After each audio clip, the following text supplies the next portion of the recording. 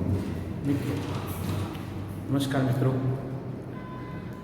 મારું નામ નરેન્દ્ર કુમાર જોશી, તમારું ભૌતિક વિજ્ઞાન લેવાનું છું.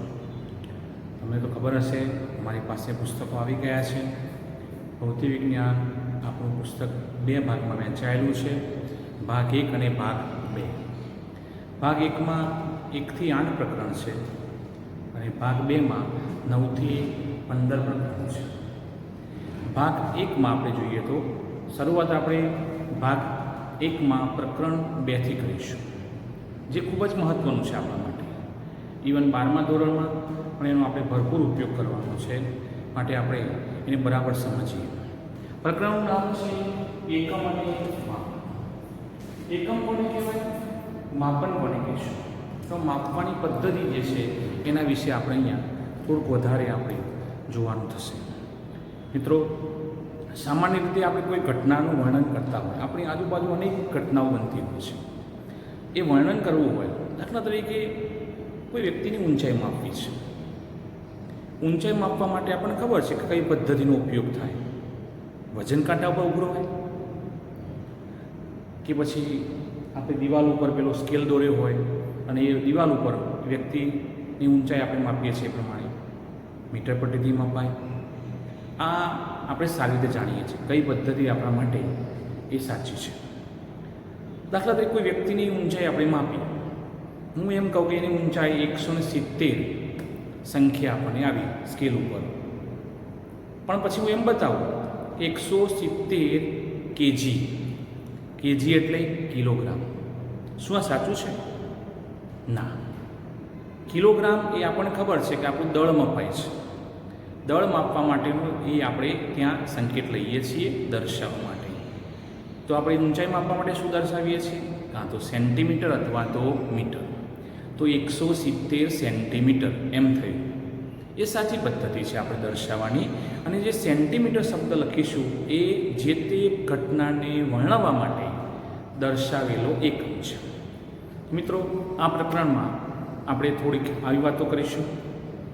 આ સિવાય ભૌતિક રાશિઓ અંદરોઅંદર એક બે સાથે સંકળાયેલી છે એના વિશે વાત કરીશું, જેને આપણે આગળ જતાં પારિમાણિક સૂત્રો, એક સમીકરણ તમને આપેલું હોય, એ સમીકરણ સાચું છે કે ખોટું તમે એ પદ્ધતિની મદદથી તમે કહી શકો છો. થોડીક આવી વાતો કરીશું.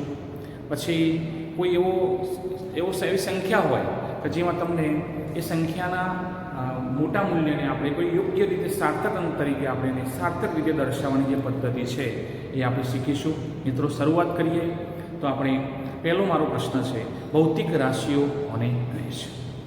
ભૌતિક રાશિઓના પ્રકાર કેટલા? તો આપણે જોઈએ તો આપણી આજુબાજુ કેટલી ઘટનાઓ બનતી હોય છે. હવે ઘટનાઓ બને, આપણે જોઈએ, એ ઘટનાઓ આપણે જ્યારે દર્શાવવી હોય, વર્ણવવી હોય, તો આપણા માટે કેટલાક અથવા તો એ ઘટનાને રજૂ કરતા આપણે ખ્યાલો આપણે ત્યાં મૂકવા પડે છે. આ ખ્યાલો એટલે વિચાર.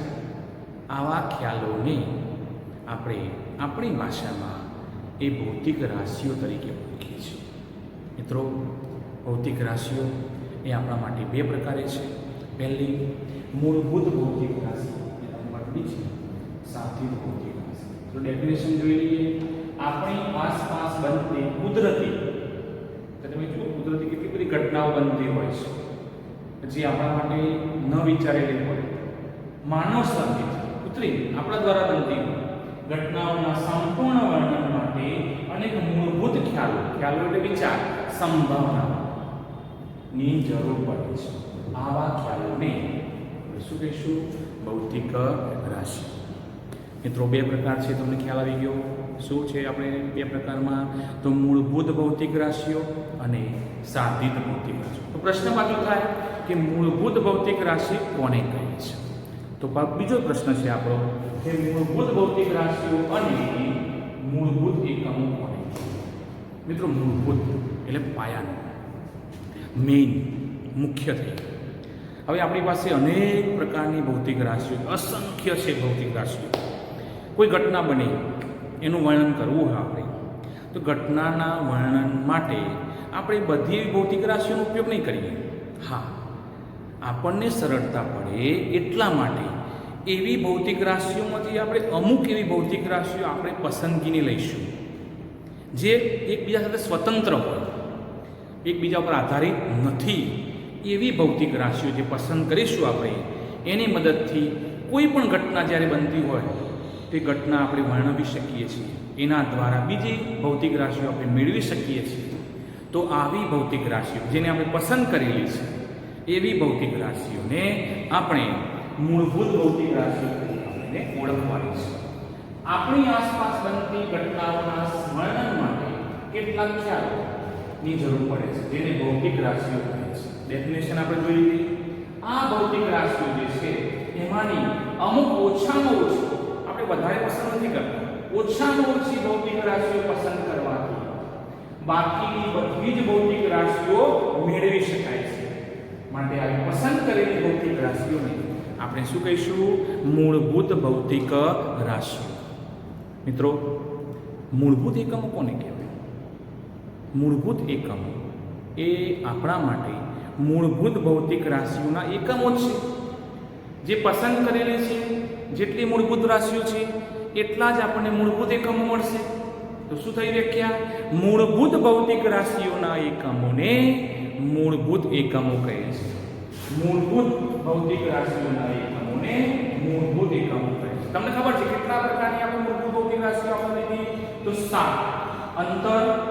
અંતરને આપણે લંબાઈ કહીશું, ઊંચાઈ કહીશું, જાડાઈ, પહોળાઈ, ઊંડાઈ, આ બધું શેમાં ગણીશું આપણે? અંતર, દળ, સમય, વિદ્યુત પ્રવાહ, થર્મોડાયનેમિક તાપમાન, જ્યોતિ તીવ્રતા અને દ્રવ્યનો જથ્થો. એવી 7 મૂળભૂત ભૌતિક રાશિઓ છે. મિત્રો, તમને ખબર છે 7 મૂળભૂત ભૌતિક રાશિઓ તેના એકમો પણ કેટલા થવાના? 7. માટે મૂળભૂત એકમો પણ આપણે કેટલા છે? 7. જે એકબીજાથી કેવા છે? સ્વતંત્ર છે. દાખલા તરીકે અંતર માટે લઈએ તો મીટર કહેવાય, એનો સંકેત છે સ્મોલ m. દળ માટે કિલોગ્રામ, સંકેત છે કેજી, સ્મોલ લેટરમાં લખવાનું આપણે. સમય માટે સેકન્ડ, s કહીશું સ્મોલ. વિદ્યુત પ્રવાહ માટે એમ્પિયર. મિત્રો, એમ્પિયર નામના વૈજ્ઞાનિકે આપણને વિદ્યુત પ્રવાહ નામની રાશિ આપી, માટેનો સંકેત આપણે નામ ઉપરથી સ્વીકાર્યો. વૈજ્ઞાનિકનું નામ છે માટે કેપિટલ લેવાનું, કેપિટલ A લઈશું એનો સંકેત. થર્મોડાયનેમિક તાપમાન માટે કેલ્વિન, લોર્ડ કેલ્વિન નામના વૈજ્ઞાનિકે આપણને આ રાશિ આપી, માટે આપણે કેલ્વિન તરીકે લઈશું, સંકેત થશે એનો કેપિટલ K. જ્યોતિ તીવ્રતા માટે કેન્ડેલા, સ્મોલ લેટરમાં CD. દ્રવ્યનો જથ્થો, અને દ્રવ્યના જથ્થા માટે આપણે મોલ સંકેત લઈશું MO. મિત્રો, આ થઈ આપણા માટે મૂળભૂત ભૌતિક રાશિ અને મૂળભૂત એકમ. મિત્રો, જ્યારે પણ આપણે અહીંયા જે પણ વિષય વસ્તુ પ્રત્યે આપણે અહીંયા ચલાવવામાં આવે તો એને તમે તમારા નોટબુકમાં એને યોગ્ય રીતે નોંધ કરજો. મિત્રો, આ નોંધ કરશો તમને આગળ જતાં તમને જ્યારે પણ જરૂર પડશે તો તમે એનો ઉપયોગ કરી શકશો.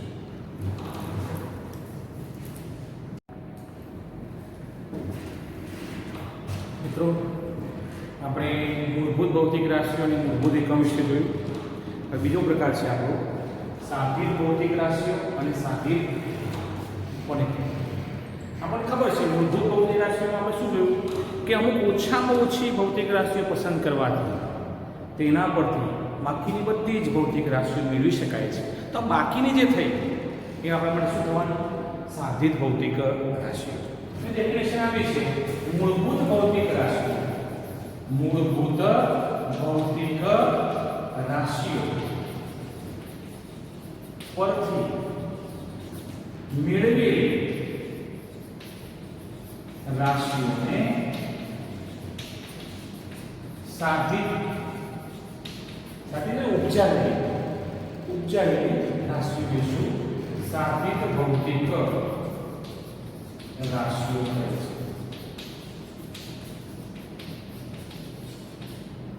મિત્રો, પેલી મૂળભૂત ભૌતિક રાશિઓ 7 હતી, તો 7 સિવાયની બાકીની મોટા ભાગની બધી જે થશે એ શેમાં આવશે? સાધિત ભૌતિક રાશિ. દાખલા તરીકે જોઈએ આપણે તો આપણા માટે વેગ, પ્રવેગ, બળ, પછી કાર્ય, પાવર, ક્ષેત્રફળ, ઘનફળ, ઘનતા, દબાણ, રેખીય વેગમાન, કોણીય વેગમાન,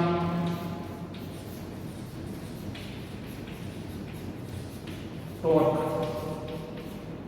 જેવી ઘણી બધી આપણા માટે સાધિત ભૌતિક રાશિઓ આપણા માટે મળશે. એટલે સાધિત ભૌતિક રાશિઓની સંખ્યા નિશ્ચિત નથી, અસંખ્ય છે. પહેલાંમાં તો 7 જ કહેતા હતા આપણે, અહીં આપણા માટે અસંખ્ય ભૌતિક રાશિઓ જે છે તે આપણા માટે સાધિત ભૌતિક રાશિઓ કહેવાય. ચલો હવે આપણો પ્રશ્ન સાધિત એકમો કોને? જે પહેલા પ્રશ્ન કર્યો આપણે એનો જવાબ આપ્યો સાધિત ભૌતિક રાશિઓ. સાધિત ભૌતિક રાશિઓ ના એકમને સાધિત એકમો કહે છે. પણ સંખ્યા નિશ્ચિત નથી, ઘણી બધી આપણને મળવાની છે. તો આપણે એમાંથી થોડીક ભૌતિક રાશિ વિશે જોઈએ. તો પહેલું તારું ક્ષેત્રફળ. ક્ષેત્રફળ તમને એનું સૂત્ર તમને ખબર છે. દાખલા તરીકે ચોરસ આકૃતિ લઉં, બ્લેકબોર્ડ લંબચોરસ, તો આનું ક્ષેત્રફળ શું થશે? લંબાઈ ગુણ્યા પહોળાઈ. જ્યારે આપણે કોઈ ચોરસ લઈએ તો બાજુની લંબાઈનો વર્ગ થશે. આપણે કહીએ લંબાઈ ગુણ્યા પહોળાઈ. બ્લેકબોર્ડની વાત કરીએ આપણે, લંબચોરસ આકૃતિનું ક્ષેત્રફળ. ક્ષેત્રફળનું બીજું નામ શું? પૃષ્ઠફળ. ચાલો એકમ કહીએ. હું એકમ કહું એટલે શું સમજવાનું તમારે? કયો એકમ છે? સાધિત એકમ છે. તો લંબાઈ માટે શું લેવાશે? મીટર. આપણે હમણાં જોયું અંતર માટે શું હતું? અંતર માટે મીટર હતું. અંતર લંબાઈ કહેવાય.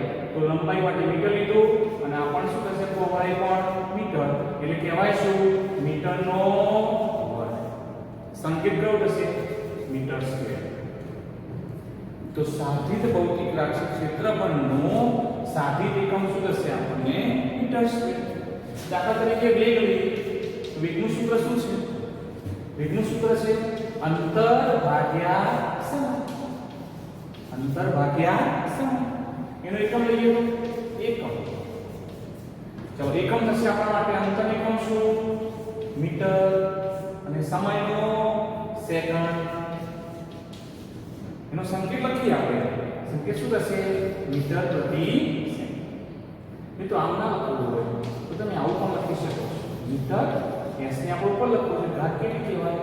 -1 ઘાત. નીચે 1 કહેવાય, ઉપર લઈ જાઓ તો -1. એટલે મીટર સેકન્ડ -1 ઘાત. દાખલા તરીકે આગળ જઈએ તો આપણી પાસે ઘણી બધી જે ભૌતિક રાશિઓનો ઉપયોગ લેવાનો છે. આ પ્રમાણે આપણે સૂત્ર મૂકીને કરવાનું. તમે યાદ રાખો, કોઈ પણ ભૌતિક આપણી સાથે ભૌતિક રાશિ લઈશું તો એનું આપણે સૂત્ર મૂળભૂત ભૌતિક રાશિના સંદર્ભમાં આપણને મળતું જશે. દાખલા તરીકે હું લઉં ઘનતા. ચલો ઘનતા લઈએ. ઘનતાનું સૂત્ર શું છે? દળ ભાગ્યા દળ. એનો આપણે એકમ લેવું છે. એકમ આપણે કહીએ એકમ. ચલો દળનું એકમ શું? કિલોગ્રામ. કદનું બીજું નામ શું? ઘનફળ. જે આપણે લખીએ ઘનફળ. તો ઘનફળનું આપણે અહીંયા સૂત્ર લખીએ તો લંબાઈ ગુણ્યા પહોળાઈ ગુણ્યા ઊંચાઈ. જો બધા મૂળભૂત ભૌતિક રાશિના નામ છે. સોરી, થોડી ભૂલ થઈ. કિલોગ્રામની જગ્યાએ તેના આપણે એનું સૂત્ર લખીએ છીએ. સૂત્ર લખીએ આપણે. ચલો દળ માટે એમને આપણે સૂત્રને આગળ જવા દીધું. દળ પદનું સૂત્ર લંબાઈ ગુણ્યા પહોળાઈ ગુણ્યા ઊંચાઈ. હવે આપણે એકમ લઈએ. એકમ. ચલો દળનો એકમ શું? કિલોગ્રામ. પછી લંબાઈ એકમ શું? જેમ આપણે જોયું હમણાં અંતરનો એકમ મીટર. લંબાઈ એકમ શું? મીટર. પહોળાઈ એકમ મીટર. ઊંચાઈ એકમ મીટર. મીટરની કેટલી ઘાત? 3 ઘાત થશે. મીટર ગુણ્યા મીટર ગુણ્યા મીટર. 3 વખત ગુણાકાર થશે માટે મીટરની 3 ઘાત. આના લખવું તો આપણે શું લખાશે? કિલોગ્રામ મીટરની માઈનસ. મિત્રો આ થઈ આપણા માટે સાધિત ભૌતિક રાશિઓ અને સાધિત એકમ. મિત્રો હવે આપણે પ્રશ્ન જોઈએ તો એકમ પદ્ધતિ કોને કહેવાય? એકમ પદ્ધતિ કોને કહે છે? તેના પ્રકાર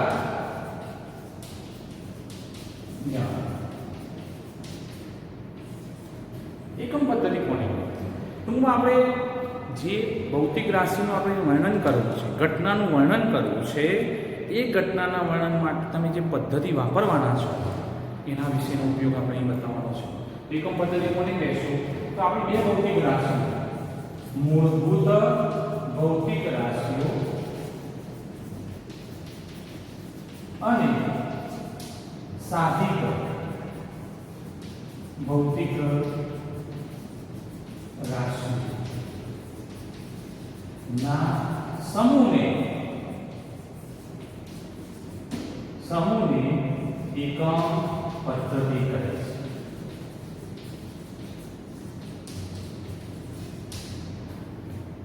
એકમ પદ્ધતિ કહે છે. મિત્રો 5 પ્રકારે એકમ પદ્ધતિઓ આપણે અત્યારે હાલ આપણી વચ્ચે છે. પહેલું FPS પદ્ધતિ.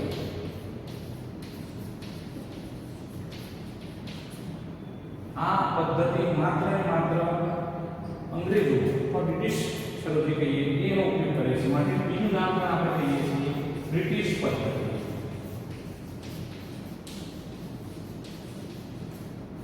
બ્રિટિશ પદ્ધતિ. એ એટલે હું આખું નામ લખું તો ફૂટ, પી એટલે પાઉન્ડ, સેકન્ડ પદ્ધતિ. એટલે ફૂટ. આપણે અત્યારે હાલ થોડો ઘણો અંશે આપણે કંઈ ફૂટનો ઉપયોગ કરવા માટે ફૂટનો ઉપયોગ કરીએ છીએ.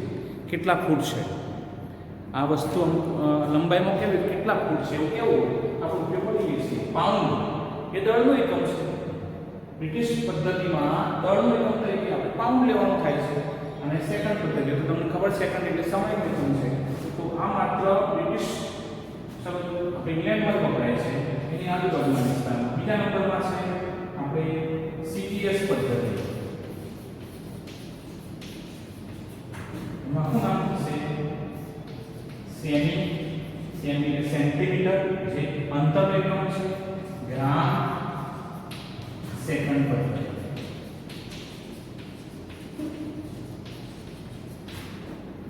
નંબર 3 MKS પદ્ધતિ. એનું આખું નામ છે મીટર કિલોગ્રામ સેકન્ડ પદ્ધતિ. નંબર 4 MKSA પદ્ધતિ. એનું નામ લખીએ તો metre kilogram second ampere.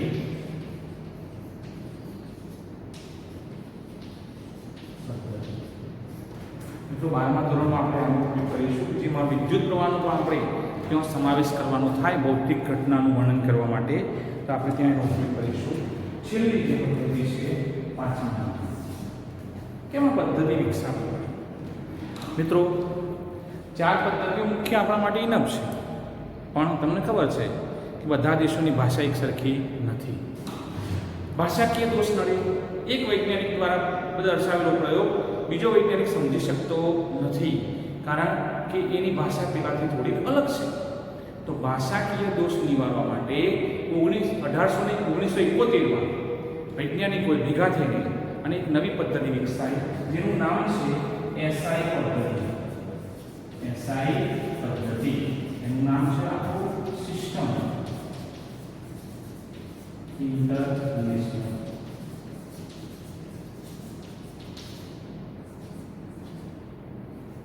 System international.